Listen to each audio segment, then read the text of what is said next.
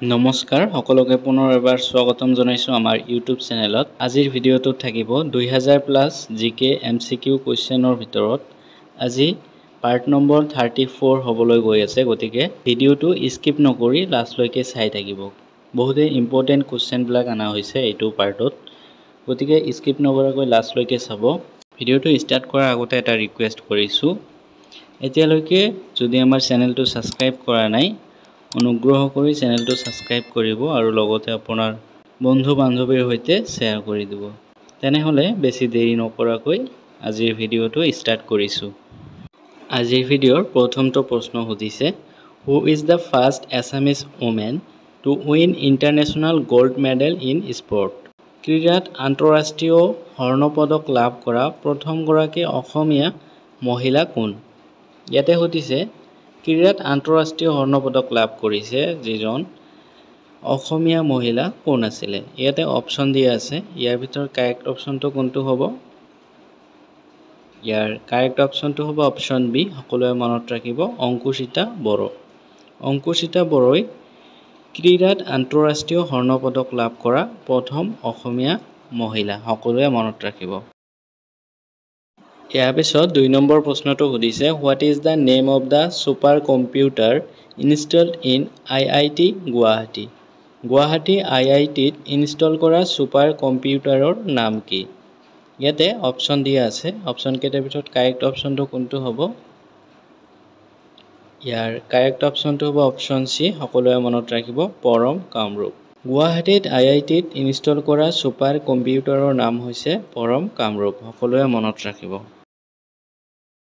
ইয়াৰ পিছত 3 নম্বৰ প্ৰশ্নটো সুধিছে, what is the meaning of the word Aye in the festival name Ali Aye Ligang? Ali Aye Ligang উৎসৱ নামত আই শব্দটোৰ অৰ্থ কি? ইয়াতে অপশ্যন দিয়া আছে, অপশ্যনকেইটাৰ ভিতৰত কাৰেক্ট অপশ্যনটো কি হ'ব?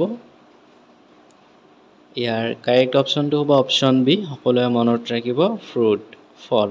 আলি আই লৃগাং উৎসৱৰ নামত আই শব্দটোৰ অৰ্থ হৈছে ফল। সকলোৱে মনত ৰাখিব, ফ্ৰুট। ইয়াৰ পিছত 4 নম্বৰ প্ৰশ্নটো সুধিছে, the Baishagu festival is celebrated by which ethnic group of Assam? Baishagu উৎসৱ অসমৰ কোনটো জনগোষ্ঠীয়ে পালন কৰে? ইয়াতে অপশ্যনকেইটা দিয়া আছে, ইয়াৰ ভিতৰত কাৰেক্ট অপশ্যনটো কি হ'ব? ইয়াৰ কাৰেক্ট অপশ্যনটো হ'ব অপশ্যন এ। সকলোৱে মনত ৰাখিব, বড়ো। বৈশাগু উৎসৱ অসমৰ বড়ো জনগোষ্ঠীয়ে পালন কৰে। সকলোৱে মনত ৰাখিব। ইয়াৰ পিছত 5 নম্বৰ প্ৰশ্নটো সুধিছে, Hiuen Tsang visited Assam in the year? Hiuen চাঙে কোন খ্ৰীষ্টাব্দত অসম ভ্ৰমণ কৰিছিল? ইয়াতে অপশ্যন দিয়া আছে, ইয়াৰ ভিতৰত কাৰেক্ট অপশ্যনটো কি হ'ব? ইয়াৰ কাৰেক্ট অপশ্যনটো হ'ব অপশ্যন ডি। সকলোৱে মনত ৰাখিব, 644 AD। 644 খ্ৰীষ্টাব্দত হিউৱেন চাঙে অসমত ভ্ৰমণ কৰিছিল। সকলোৱে মনত ৰাখিব। ইয়াৰ পিছত 6 নম্বৰ প্ৰশ্নটো আছে, which one was the first kingdom from Assam that annexed to British rule under the doctrine of lapse policy? কোনখন অসমৰ পৰা ডক্ট্ৰিন অফ লেপছ নীতিৰ অধীনত ব্ৰিটিছ শাসনৰ লগত সংলগ্ন হোৱা প্ৰথমখন ৰাজ্য? ইয়াতে অপশ্যন দিয়া আছে, ইয়াৰ ভিতৰত কাৰেক্ট অপশ্যনটো কি হ'ব?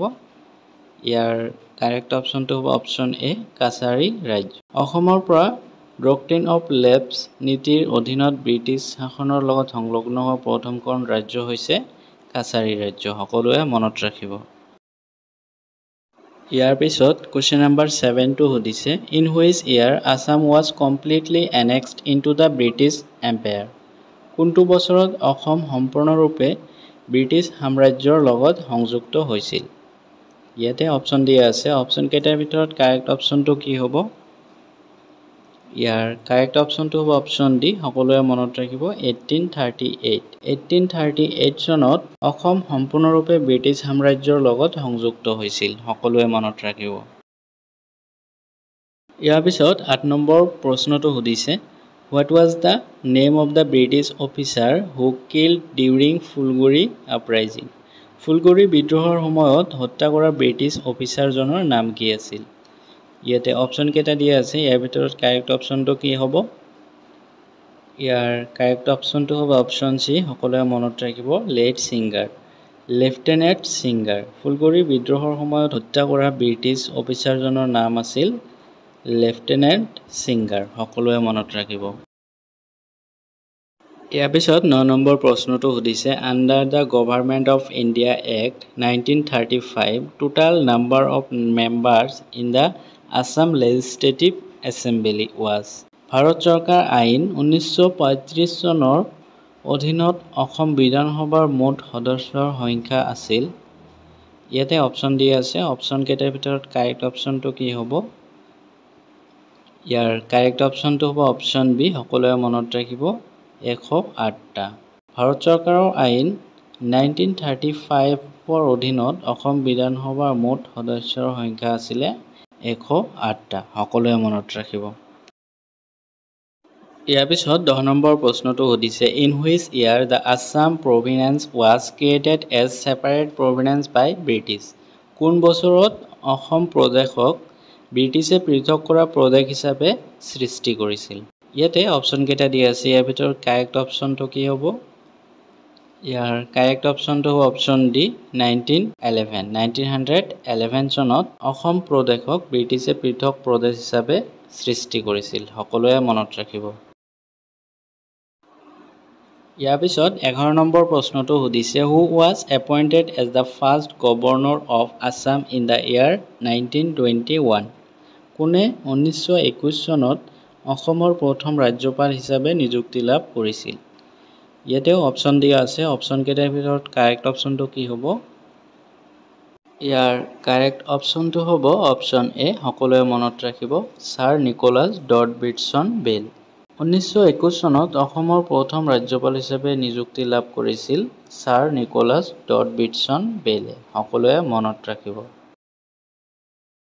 ইয়াৰ পিছত 12 নম্বৰ প্ৰশ্নটো আছে the name of the city of Sindhukshetra was change to Sadiya for the death of a prince he was the son of A.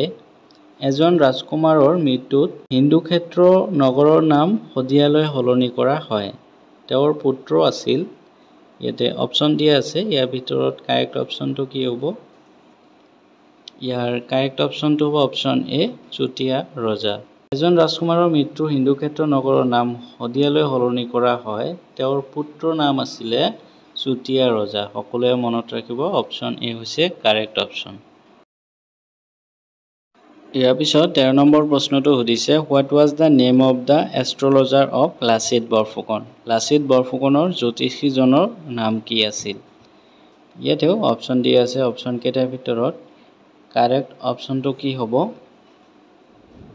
Year correct অপশ্যনটো হ'ব অপশ্যন চি, সকলোৱে মনত ৰাখিব অচ্যুতানন্দ দলৈ। অচ্যুতানন্দ দলৈ আছিলে লাচিত বৰফুকনৰ জ্যোতিষীজনৰ নাম, সকলোৱে মনত ৰাখিব। ইয়াৰ পিছত 14 নম্বৰ প্ৰশ্নটো দিয়া আছে according to Hiuen Tsang circumference of Kamrup was. Hiuen চাঙৰ মতে কামৰূপৰ পৰিধি আছিল। ইয়াতে অপশ্যন দিয়া আছে, অপশ্যন কেইটাৰ ভিতৰত কাৰেক্ট অপশ্যনটো কি হ'ব? ইয়াৰ কাৰেক্ট অপশ্যনটো হ'ব অপশ্যন এ, সকলোৱে মনত ৰাখিব 1700 মাইলছ। হিউৱেন চাঙৰ মতে কামৰূপৰ পৰিধি আছিল 1700 মাইল, সকলোৱে মনত ৰাখিব। ইয়াৰ পিছত আজিৰ ভিডিঅ'ৰ লাষ্ট প্ৰশ্নটো সুধিছে Hiuen Tsang's account specially mention 2 varieties of fruits as estimated to the people of Kamrup. What were these? Hiuen চাঙৰ বিৱৰণীত কামৰূপৰ লোকসকলৰ বাবে সন্মানীয় 2 প্ৰকাৰৰ ফলৰ কথা বিশেষভাৱে উল্লেখ কৰা হৈছে, এইবোৰ কি আছিল? ইয়াতেও অপশ্যন দিয়া আছে, অপশ্যন কেইটাৰ ভিতৰত কাৰেক্ট অপশ্যনটো কোৱাৰ আগতে এতিয়ালৈকে যদি আমাৰ চেনেলটো ছাবস্ক্ৰাইব কৰা নাই, অনুগ্ৰহ কৰি চেনেলটো ছাবস্ক্ৰাইব কৰি ল'ব আৰু লগতে আপোনাৰ বন্ধু বান্ধৱীৰ সৈতেও শ্বেয়াৰ কৰি দিব। ইয়াৰ কাৰেক্ট অপশ্যনটো হ'ব অপশ্যন বি, সকলোৱে মনত ৰাখিব জেক ফ্ৰুটছ এণ্ড কক'নাটছ। কঁঠাল আৰু নাৰিকল আছিলে হিউৱেন চাঙৰ বিৱৰণীত কামৰূপৰ লোকসকলৰ বাবে সন্মানীয় 2টা প্ৰকাৰৰ ফল, যিটো আছিলে কঁঠাল আৰু নাৰিকল, সকলোৱে মনত ৰাখিব। আজিলৈকে ইমানেই। আপোনালোকে যদি আগৰ পাৰ্টকেইটা চোৱা নাই তেন্তে লিংকত ক্লিক কৰি ডিছক্ৰিপশ্যনত লিংক দি আছে, তাতে ক্লিক কৰি কোনে সকলোবোৰ পাৰ্ট চাব পাৰে। তাতে সকলো ধৰণৰ ইম্পৰ্টেণ্ট MCQ বিলাক দিয়া আছে, গতিকে সেইবিলাকো চাবলৈ নাপাহৰিব। চ' আজিলৈকে ইমানেই। থেংকছ ফৰ ৱাচিং।